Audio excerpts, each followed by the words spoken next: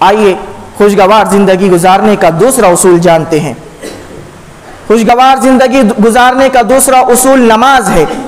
نماز ایک ایسی عبادت ہے جو بندے کو اللہ رب العالمین کے قریب کرتی ہے۔ اللہ کے نبی صلی اللہ علیہ وسلم فرماتے ہیں، صحیح مسلم کی روایت ہے، اقرب ما کان العبد من ربہ وہو ساجد فاکثر الدعاء، کہ بندہ اپنے رب سے سب سے زیادہ قریب اس وقت ہوتا ہے جب وہ سجدے کی حالت میں ہوتا ہے۔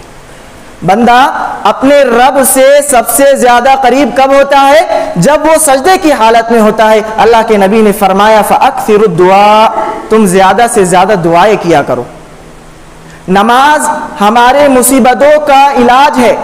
نماز کے ذریعے سے اللہ نے ہمیں مصیبت